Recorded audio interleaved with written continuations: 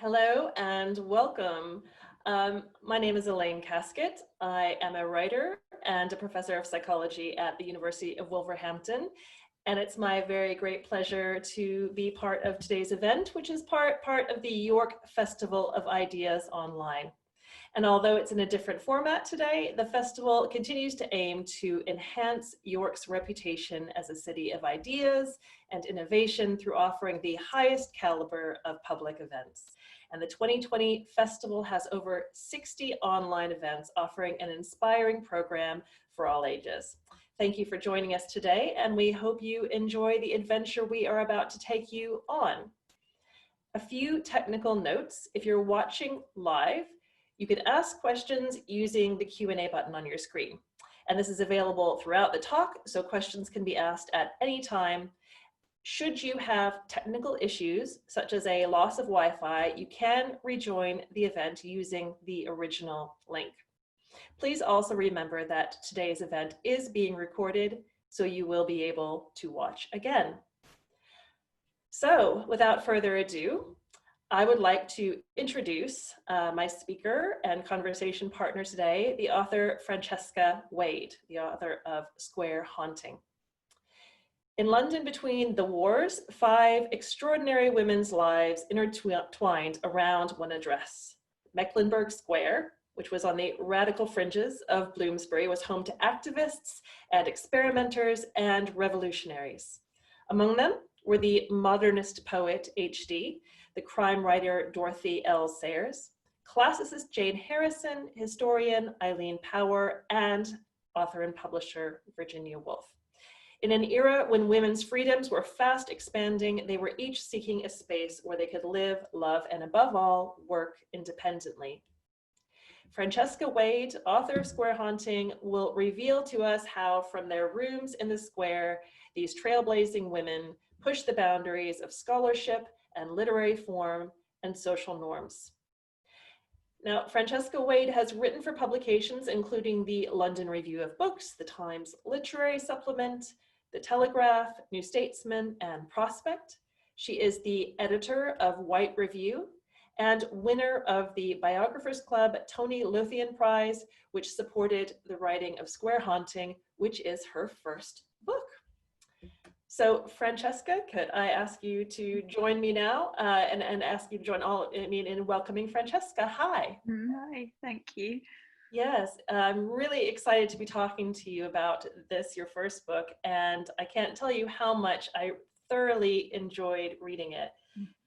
And I wonder if we could start a conversation for those of you. I may have stumbled into Mecklenburg Square at some point, but I'm not quite sure if I remember exactly what it was. So for those of us who don't know it, can you paint us a picture? You talk in the first part of the book about how you stumbled into it one day, not having been very much aware of it, even though you're a Londoner. Paint us a picture and let us know how Mecklenburg Square is different today than it was in the time that you were writing about, between the wars. Well, Mecklenburg Square is right out on the eastern edge of Bloomsbury. I mean, Bloomsbury is, so well known as London's sort of traditional kind of literary quarter. Wandering around it, you're always passing blue plaques to people like Virginia Woolf and the famous members of the Bloomsbury group. John Maynard Keynes, Lytton Strachey, the group who Dorothy Parker said lived in squares, painted in circles, and loved in triangles. Yep. And so Bloomsbury has always had this kind of aura around it. But I mean, as an area of London, it's confusing. It's a place that I always find myself getting lost in. You can be wandering around these garden squares. Some of them are open, some of them are closed. I'm always kind of finding new passageways and looking up at windows and seeing sort of new and surprising things. And Mecklenburg Square is right on the eastern edge where Bloomsbury becomes Clerkenwell and the east of London. And it's separated from the rest of Bloomsbury by the Brunswick Centre and Corham's Fields, which is now a huge kind of expansive playground. I've never actually been inside because you are only allowed to go in if you are accompanied by a child. And I suppose I was fascinated when I did find myself coming across this square by the sense that it was a kind of unknown part of London. And I think there's a letter from T.S. Eliot, which I quote at the beginning of the book, where he is writing to his mother about visiting Hilda Doolittle, one of the women in my book, and he says, London is such an amazing place because you're always finding new areas you've never seen before, and I've just been to visit my colleague, and she lives in this dilapidated sort of mansion in the heart of London, and when I did find myself walking through Mecklenburg Square and discovered that this was a place where Hilda Doolittle and Virginia Woolf, who were two of my favourite writers and people I'd studied and read before, I discovered they'd lived there during different world wars, and I guess I started to wonder what it was that had brought them to this place, and what they were kind of looking for when they set up their homes there. And the more I researched, the more I discovered that they weren't the only fascinating people who had lived there, and particularly it seemed to be a kind of group of women writers and scholars who had lived there during the period between the world wars, and I guess that was where my kind of interest began. I started to wonder whether this was just a coincidence or whether there was something about the part of London or about the architecture of the houses, or what that had drawn them all to this place. Yes, because it wasn't some sort of deliberate community or collaborative, of female writers and scholars. It wasn't set up that way, but so it happened that these people gravitated towards this place. Mm-hmm. So tell me, what do you feel it is about you and your context and your positioning and your background? You mentioned Virginia Woolf and Hilda Doolittle as having been favorites, of yours at the point that you came in and found Mecklenburg Square. What was it about your positioning that drew you to examine the lives of these women? How do you relate to them and their lives?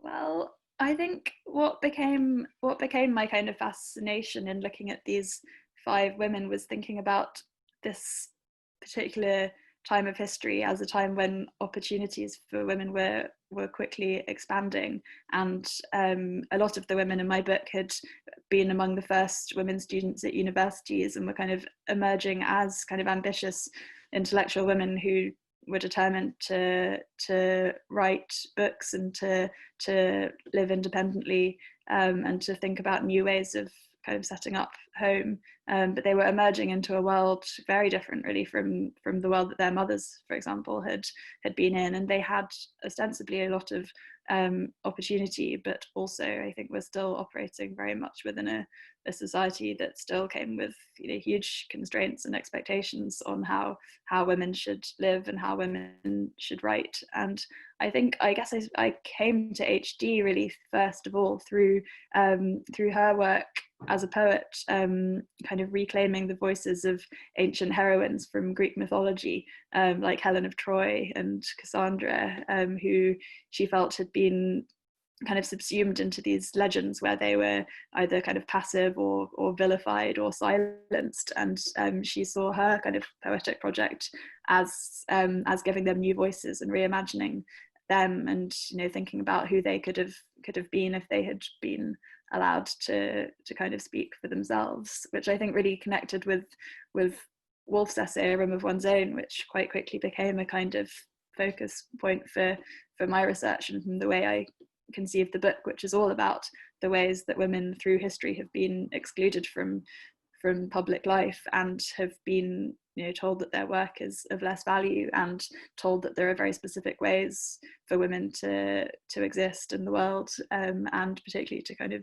speak publicly. And a lot of A Room of One's Own is about the way that history is written and the way that biography is written, the way women write about themselves. And Woolf says, we as women, we think back through our mothers, and it's essential for us to kind of have a female tradition to look back on if we're to kind of imagine new possibilities in the future, and that involves women historians and women novelists and autobiographers, and interestingly she looks back very much through the work of Jane Harrison, who is another of the subjects in my book, who's someone I hadn't known a lot about until I started researching, but who became really someone who holds it all together, I think. Woolf actually invokes her in the very first sort of section of Room of One's Own. She imagines herself walking through a Cambridge college and being told that women aren't allowed into the library, and feeling very dispirited, she goes to one of the women's colleges and sees this kind of ghostly figure walking across the lawn, who reminds her that women, there are women who are out there working both to carve themselves out a place in these kind of very elitist male institutions, but also who in their work are rediscovering and reclaiming women's histories. And Jane Harrison, her main occupation was discovering these sort of ancient mother goddesses who she felt lay behind the kind of patriarchal Olympian gods of Greek religion, and her work really blew open classical scholarship and suddenly completely upended the idea that that women had always been sort of subordinate, and she really showed that actually in ancient societies the women were powerful and fearsome and integral to community survival through the religious rituals that it was their duty to enact. And Woolf found that very inspiring, I think. Yeah, I mean, and she didn't just do it from the library, of course. Jane Harrison went to the archaeological digs, and at that point it was a huge, the excavations at Crete were happening, and the Minoan palaces, and the whole sort of thing of Helena of Troy, and Heinrich Schliemann's wife wearing the amazing sort of the Helena of Troy, so it was a very, there was a lot of fascination with that time period, and she got on a boat and she went, didn't she?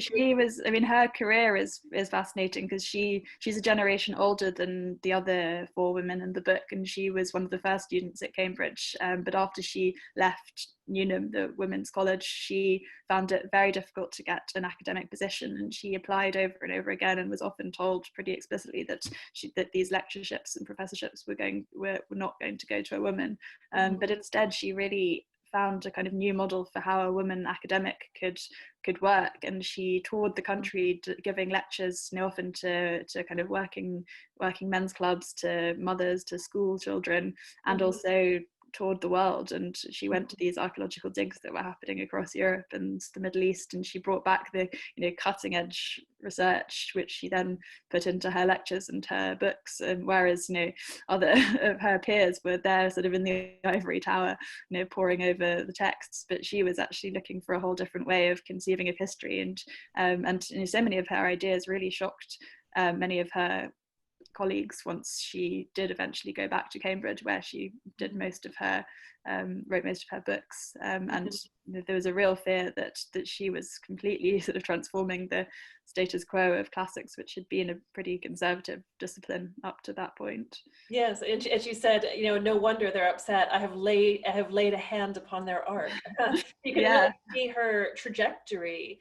The trajectory between Jane Harrison and Eileen Power, in some of the aspects that you talk about, both the accessibility and the importance that history be made accessible, and in some of the innovative things that she did outside of the academy, and Eileen Power taking things via radio, and and her subject of study was different, but still you can really see that it was on the shoulders of people like Jane Harrison that Eileen Power was sort of, standing to see where she might go. I think there's a real sense amongst both Harrison and Power, which connects back to Woolf in A Room of One's Own, of wanting to reimagine what history might be and what the subjects of history should be. And Eileen Power, who was an economic historian and medievalist at the London School of Economics, her first book, Medieval People, which was a sort of shock bestseller, looked at the lives of ordinary people, of women, of working class people in medieval times, and argued that history has traditionally been seen as as the public deeds of of great men, the kind of people who are commemorated in statues around London, as Woolf points out in A Room of One's Own. But she was saying, actually, what if we agreed that that actually it's just as important to look at childcare and rent and food and popular songs, and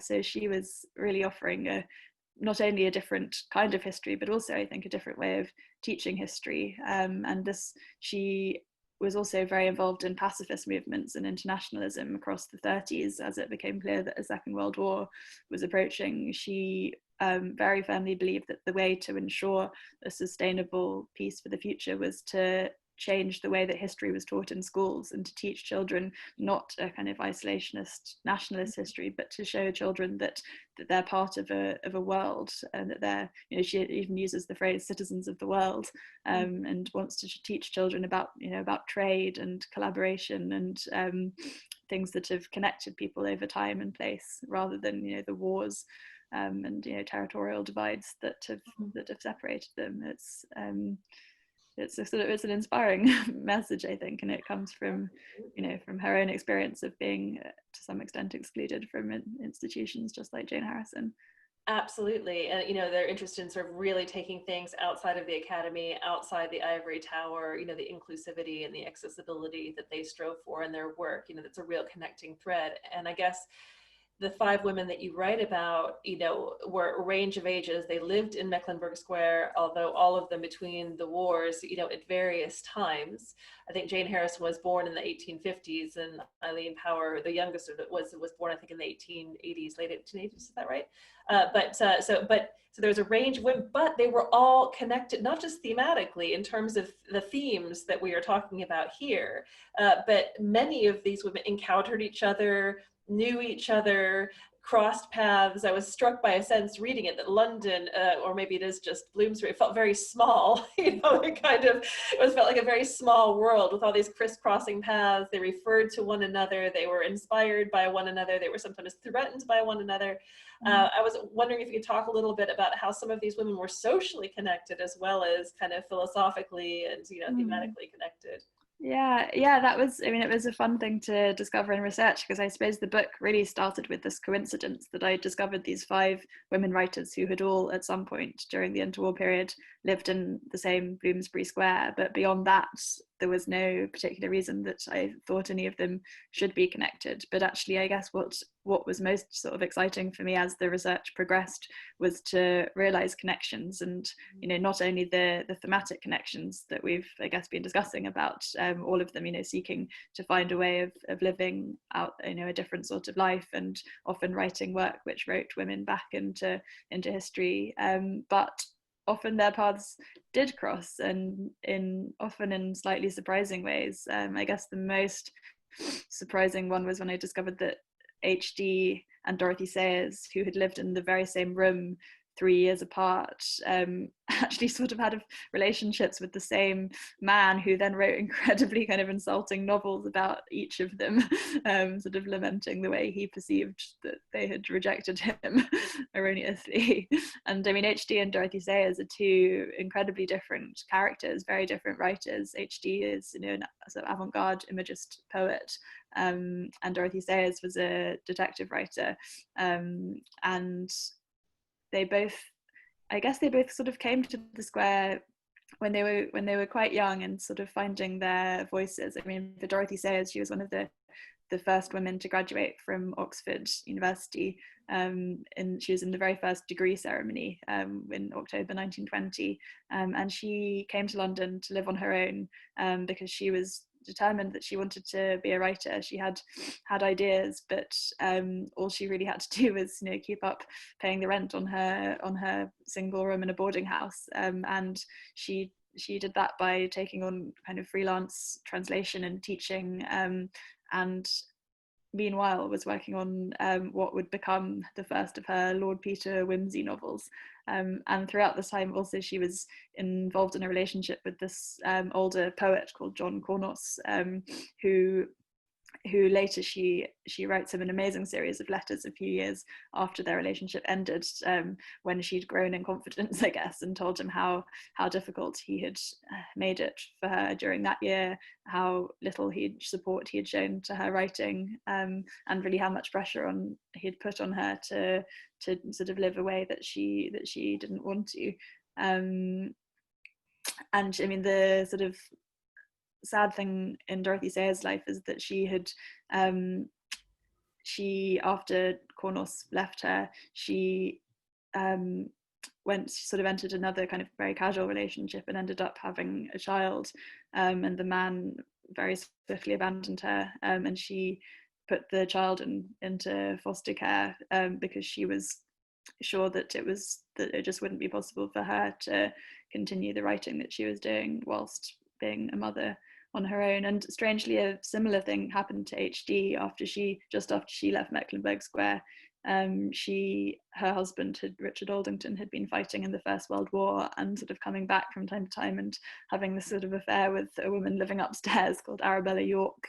And eventually HD had enough, and left with a man called Cecil Gray, who she had met through D.H. Lawrence, who had come to stay, and she became pregnant, and Cecil Gray immediately vanished. But HD at that point met Briar, a woman who became her partner for for 40 years after that, and Briar helped her bring up her daughter in a sort of alternative family setup, which was very much geared around giving HD the space also to continue her writing. So their stories are strange echoes, but very different, I guess, solutions or not solutions. No, I had to look up John Cornus, wondering what the strange appeal of this person was that kept on sort of occurring, and I mean, of course, a lot of these women that you write about constituted a threat to established society, not just because they were laying their hand upon the ark, as Jane Harrison said, but because they were in alternative family setups, or they did have,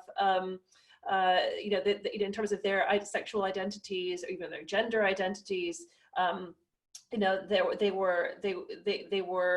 they had freed themselves of society's expectations, that they marry or have conventional, relationships with men. And even those who did consider themselves to be heterosexual and marry men in due course, kind of waited, and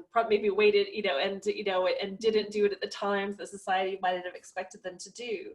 Could you speak about, this aspect of these women's identities, and lives, the fact that, a lot of them shared, a kind of openness and kind of fluidity with respect to sexuality and gender and family arrangements? Yeah, I think this became, really a big theme of the book, I guess, because I suppose something I wanted to do in looking at the women's lives kind of through the prism of their homes was to think about the ways that we arrange our lives, not only where we live, but who we live with, and how we sort of arrange things, both physically and kind of emotionally. And that was a big question for all of these women, I think. What sort of relationship would allow them to flourish, both psychologically and in regards to their writing and their careers, and it's something they all thought about very deeply, and all came to very different sort of conclusions. I mean, Jane Harrison, who was older than the rest of them, wrote very strongly that she thought marriage would be impossible, because I think she said it would ruin the two things that are most dear to me, which are friendship and learning. And she came to Mecklenburg Square with Hope Merles, who had been a pupil of hers, and they lived together for many years in Cambridge, and then in Paris, and then in Bloomsbury. And their relationship was very sort of collaborative, and they worked together on projects of translation. And they managed to find a very sort of alternative setup that enabled them both to do the work that they wanted, in a framework of emotional support, which is very much, I think, what HD found with Briar as well, and what she absolutely hadn't found with her husband, Richard Aldington. I think when they started up their relationship, they talked a lot about how it would be, free and open and non-hierarchical and non-possessive. But in practice, what that meant was that he had affairs, and she ended up getting hurt, really. And so that's sort of the kind of ideal of free love, I guess, as it played out for her. It didn't work. Yeah, I was really struck by the passage about when HD and Briar were living in Mecklenburg Square, and heard HD's daughter Perdita's memory that she could play, kind of under the table, with Briar, but that when HD went into that room, I think, she went into that room, and then it is so, the room of one's own, kind of resonances, and the fact that even I believe in the room of one's own, when Virginia Woolf made reference to certain people, she was talking about some of the other women in your book, in terms of the need for the room of one's own, and they really move very deliberately to sort of think, what is going to facilitate my work? What is going to hinder my work? And, there were compromises that they were no longer at some point prepared to make, in terms of sacrificing what they were really most compelled to do, which was to write and to study and to, Yeah, definitely. Recently, and this coincidence, before I knew that I was going to be speaking with you about your book, and I was rereading, actually, I was listening to A Room of One's Own on Audible, as read by Juliet Stevenson, which is really lovely. And I was going out, and I was going on runs listening to A Room of One's Own, because it's empowering. Heavy. But I'd come home a bit angry, because I was really struck and kind of disappointed at how many things I personally resonated with, and feeling like, why does this feel so contemporary? Why does this feel like not enough has changed since 1928, or whenever it was that Virginia gave the lectures that formed A Room of One's Own? And, and especially now, with so much in the media about the pandemic threatening or challenging women's position and power and equality in society, reverting to, sort of taking on more of the kind of, if not the angel in the house kind of roles, at least, the kind of charwoman, childminder, everything else in the house. I don't usually mark up books. I don't make marks, but I did make an earmark, it's sort of a dog-ear thing, on a page in the Eileen Power chapter. And you touched on how she was underestimated in academia, not just because she was a woman, because she was a glamorous woman who sort of enjoyed fashion. And you write, it's sobering to wonder how many more fashionable girls may have abandoned their enthusiasms on recognizing that pursuing an academic career would require them to justify themselves at every juncture. And I recognized my own far more recent dissatisfactions in that passage, and in many others where I'm struck by the contemporary feel of these women's efforts to be treated equally and to have space to work.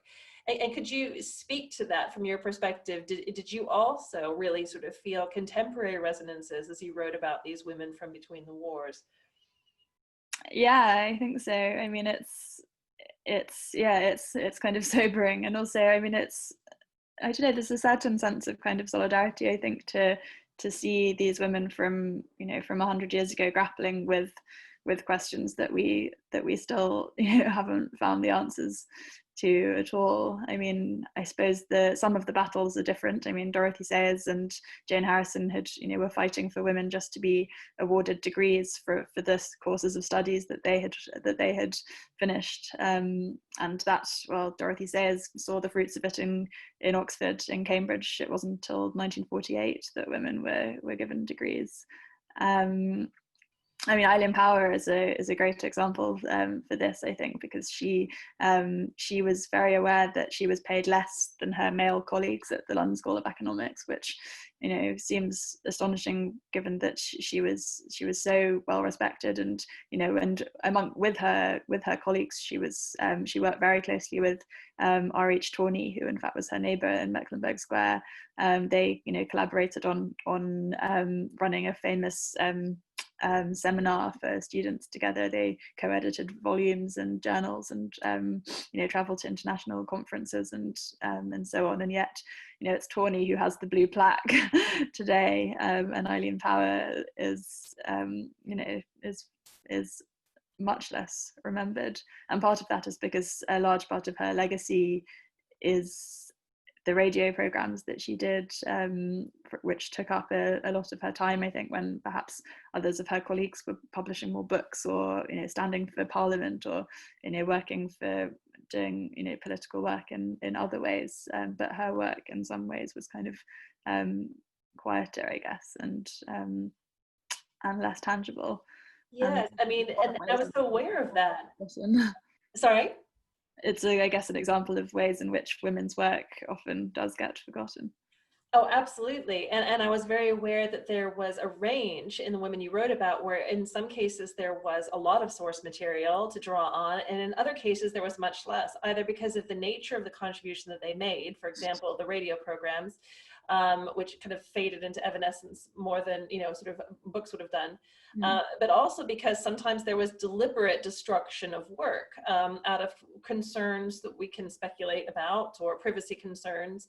And I'm curious, when you're doing your research and you're deciding how to present that which you find, and you're conscious that for some of these women, privacy over some areas of their life, or HD writing destroy, you know, on something, you know, I remember T.S. Eliot talking about how he had he said a mania for post-mortem privacy, and asked his literary executor to destroy everything, which of course his literary executor did not.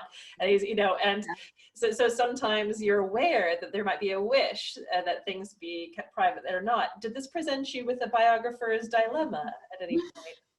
Yeah, I mean, it's pretty hard to justify the biography sort of ethically at any point. And I mean, someone like HD, the material, the way that the material has survived presents all kinds of questions, sort of ethical and also kind of literary. I mean, she is someone who wrote about her own life a huge amount.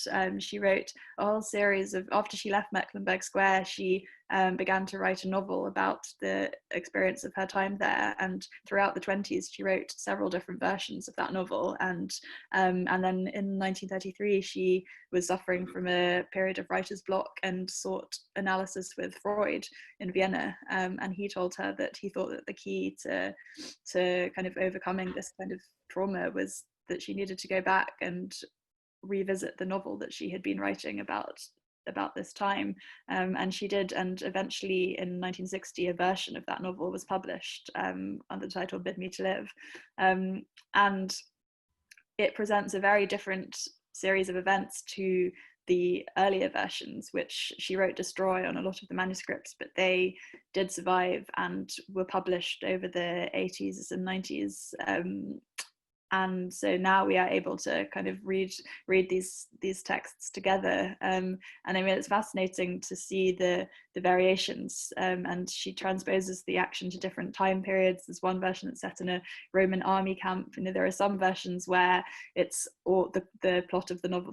They all have a protagonist who is very clearly HD, who is, you know, a poet sort of struggling to find her voice and to find her identity, kind of buffeted by relationships with men and women who sort of threaten to kind of destroy her work, or to, you know, to subsume her identity into their own. But in some versions of the novel, the main kind of trauma is the husband's adultery. In other versions, the husband barely appears, and it's about the main character negotiating two very strong relationships with women that are before and after her marriage. And then in the version that she actually published, it centers on a character who hadn't appeared in any of the other versions, who's very clearly based on D.H. Lawrence. And people, when the book came out, people said, you know, did they have an affair? Is HD the model for Lady Chatterley? You know, what, they took it very biographically. But I think really what this book Bid Me to Live is about is a kind of creative crisis which was really thrown up for HD while she was sort of flatmates with D.H. Lawrence, who really challenged whether she should be writing from a male voice in a poem that she was working on about Orpheus and Eurydice. And Bid Me to Live ends with this very strong kind of rebuttal of the idea that she should only write from her own experience, and has the main character write that in order to be free, she has to be able to be both, you know, to write, you know, as male and female. And it really recalls Woolf's words from Roman von Zone about the mind being androgynous, and, you know, the only way really to be free is to step outside of kind of binary gender constraints and expectations, and to write, you know, as you want to. Fantastic. I can imagine that living with D.H. Lawrence or being flatmates with D.H. Lawrence might provoke a creative crisis in anyone. We've got some lovely questions here from people who are watching that I'd like to go to now. What was it about Mecklenburg Square, do you think, that did make it particularly attractive to women who were living independently in this period compared to other places in London? There does seem to have been an affordability about it, combined with respectability, and also its proximity, I guess, to lots of things like publishing houses in the British Museum and so forth. Yeah, Talk I more mean, about what was going on there. I I did so much research into the kind of history of Bloomsbury to kind of work out what it was that made this place, not just Mecklenburg Square, I guess, but Bloomsbury more widely, such a kind of haven for sort of independent, particularly young women who wanted to pursue writing and to live on their own or with friends in different ways. And it really kind of came back to a sort of architectural quirk, which is that when Bloomsbury, the area was laid out in the sort of 1800s, at the beginning of the century, it was intended as a kind of upper middle class suburb with kind of grand mansions, very much designed for a Victorian kind of nuclear family where the father would keep his carriage and a mews at the back of the house and be going out to work while the wife would be at home in the drawing room, and servants' quarters and everything. But by the time these houses were actually built, any family who could have afforded to buy one wanted to live in West London, which was much more fashionable. So these mansions ended up kind of languishing empty, and eventually the landlords agreed that they could be divided up into flats. And so that was sort of coinciding, I guess, with the time when universities were opening up to women, women were getting the vote. A lot of suffrage campaigns actually had headquartered in Bloomsbury, because a lot of the houses, while no one was living in them, were sort of given over to often kind of progressive organisations and institutions. And there was a lot of educational institutions around Bloomsbury, as well as I guess the universities and hospitals and the British Museum, which at that time housed the British Library. So it was a reading room free for anyone to go to. And that was a real kind of hub, I think, for anyone who wanted to write or research. And so I suppose it all kind of made it a place where women could, women who didn't want to just go from a family home into a marital home, could find a place where they could rent at an affordable rate a room for themselves or share with a friend. And a lot of these, HD and Dorothy Sayers talk a lot about the landlady who lived on the premises in this boarding house, and there were sometimes up to sort of 15-20 people would be sharing a house, and they'd have their own kitchens, or sometimes there'd be people around who might do laundry for an extra fee and that sort of thing. But Dorothy Sayers writes to her parents about the real kind of exhilaration of living by herself and kind of having things as she wanted them. Yeah. The phrase kitchen parties recurs quite a lot. I can just imagine these sort of kitchen parties that they had. There's like a kind of really vivid, sort of feeling descriptions of the socializing that they did.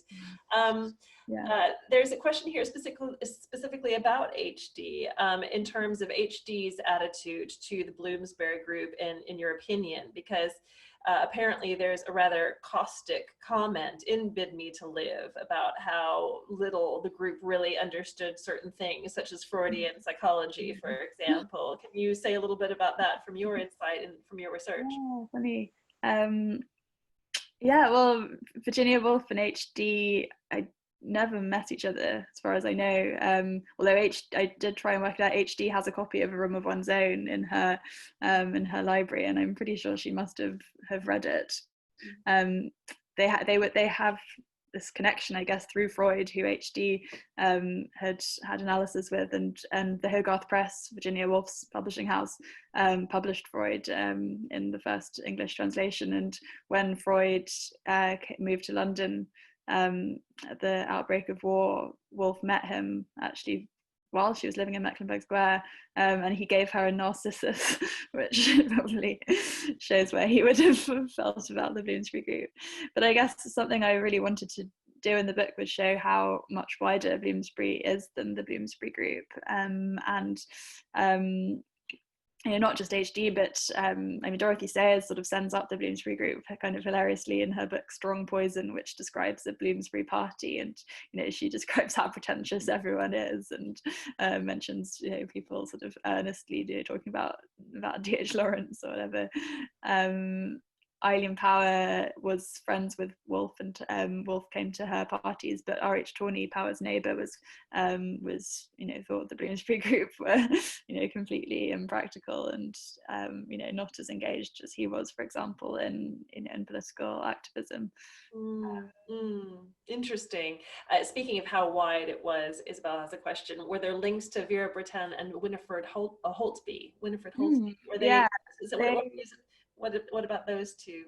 Brittain and Holtby, I wish could have been in the book because they would have fitted perfectly into many of the themes, but they lived just down the road on Doughty Street, which actually is a continuation of Mecklenburg Square, but not quite it.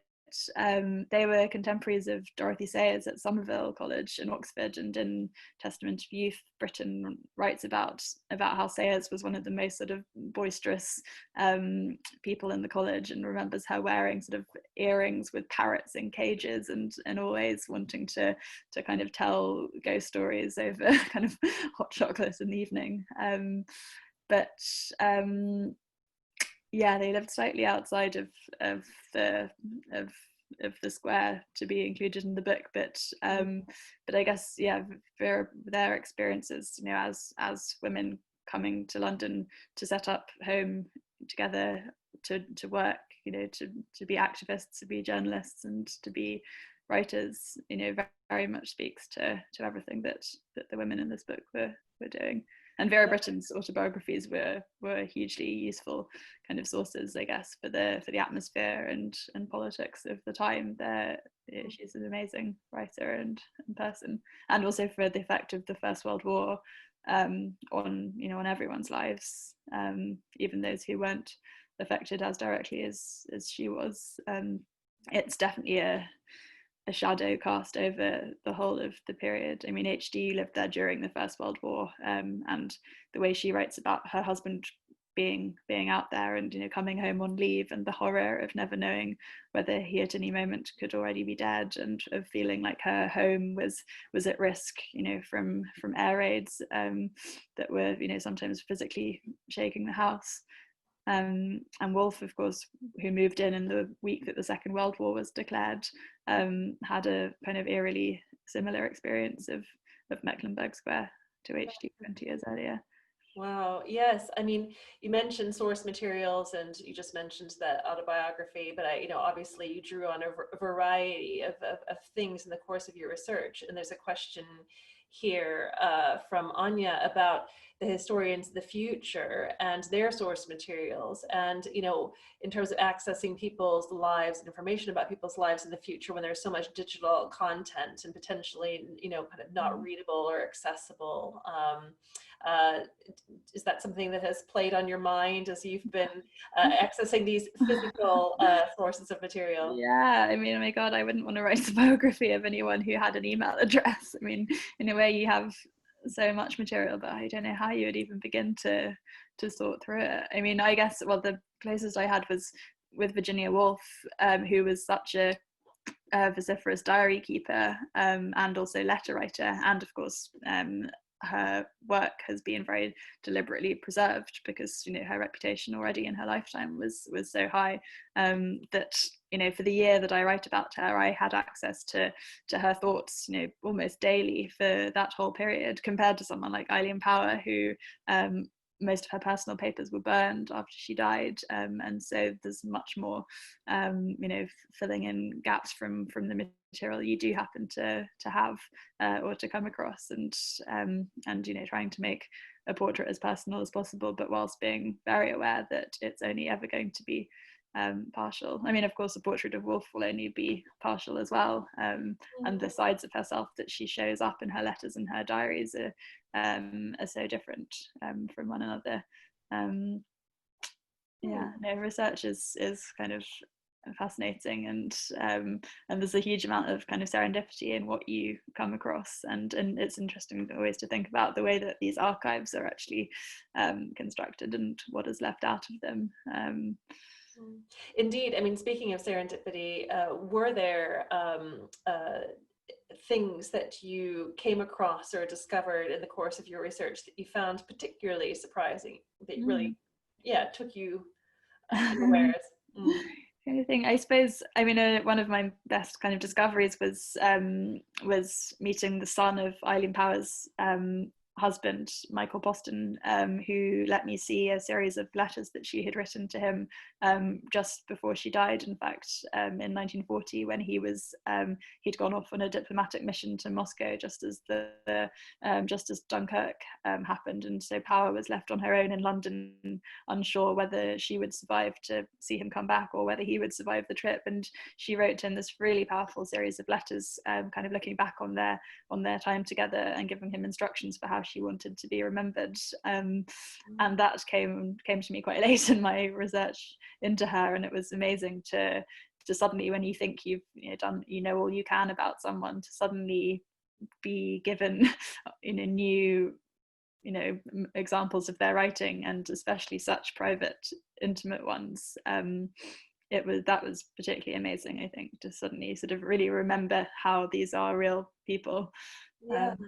And to really have access to such an explicit statement about how she wanted to be remembered, what she wanted her legacy to be. I mean, I suppose that a lot of writers or artists or well-known public figures, might at some point or another write in correspondence about this, but yeah, to have it from her own mouth as to what she wanted her legacy to be is quite a valuable thing that you didn't expect to get, that came to you quite late.